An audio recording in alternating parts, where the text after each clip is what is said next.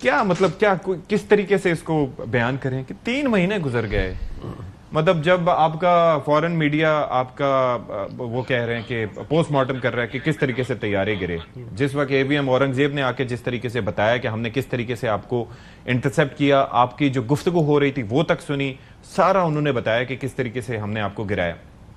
खामोशी रही, अमेरिका में बातें होती रही, फोरम्स पे बातें होती रही, यहां पर बातें होती रही, लेकिन खामोशी।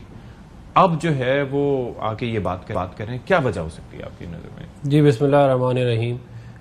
देखें, बात ये है कि हिंदुस्तान जो है वो डैमेज कंट्रोल, एक होती है फ्रेज आपने सुनी होगी, वो डैमेज कंट्रोल फेज़ में है और वो कोशिश कर रहे हैं कि जो नुकसानात हुए हैं, ये जो भी डिबैकल हुआ है मई में, उसको कम किया जा सके। अब एक बात, और दूसरी बात ये है कि देखें, इन्होंने अपनी लोकल कंजम्पशन के लिए कहीं ना कहीं कोई ना कोई मूवी जरूर बनानी है ऑपरेशन सिंदूर के नाम से।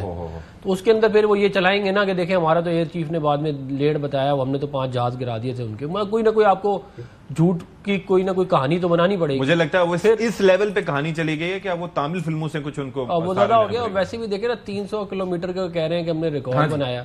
अब ये इसको यही कहा जा सकता है कि ख्वाबों में अगर रिकॉर्ड बनने लग गए तो ये ख्वाब ही का रिकॉर्ड है ना। आप 310 कर लेते, 350 कर लेते, किसी ने चेक तो करना नहीं है, एविडेंस भी आपने कोई नहीं देना। फिर जो इन्होंने इंटरसेप्टर फायर किए थे, जो ये कह रहे हैं कि हमने ये जो S-400 के फायर किए थे, इनमें से अगर आपको याद हो कि पाकिस्तान ने अपने लॉन्ग रेंज एयर डिफेंस को, इनके इंटरसेप्टर को हमने गिराया था, हमारे इंटरसेप्टर ने।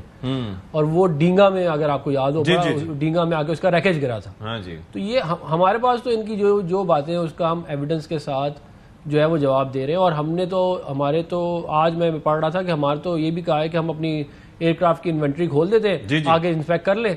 तो और मतलब आप देखें ना, झूठ का भी कोई मतलब, अगर वो कहते हैं जो सबसे ज्यादा अच्छे झूठ होते हैं ना, जो सबसे ज्यादा कामयाब झूठ होते हैं, वो सच के करीब होते हैं। क्योंकि उसको आप कुछ ना कुछ कहानी बना लेते हो ना उसके अंदर आप। जब आप इतना बड़ा झूठ बोल दो कि 50 मतलब आपने 5 हमारे फाइटर जेट्स गिरा, मतलब 5 फाइटर जेट का कोई रैकेज होगा। आजकल तो सोशल मीडिया का दौर है, देखें ना, हर चीज आप कहीं रोक ही नहीं। आप देखें ना, मैंने आपको डींगा का मिसाल दी है, तो डींगा की वीडियो भी मौजूद है। भटिंडा में जो गिरे थे उनकी बाकायदा वीडियो मौजूद है, गूगल सर्च से वेरीफाई भी किया गया था, उसका पहले कोई इमेज मौजूद नहीं था। हाँ, फिर वो भी किया गया। फिर सोशल मीडिया की प्रेजेंस होती है, फिर ह्यूमन इंटेलिजेंस होती है, फिर इनकी अपनी इंटेलिजेंस होती है। फिर इस तरह तो नहीं होता ना कि आप एक दिन सो के उठे और आप क्या, मेरा ख्याल है कि इस तरह हुआ था, इस तरह नहीं हो सकता। तो ये एक बेसिकली मैं ये समझता हूँ कि इसकी वजह से इनका और मजाक उड़ रहा है, और ये हमारे लिए अच्छा है क्योंकि इनकी और क्रेडिबिलिटी खराब हो रही है।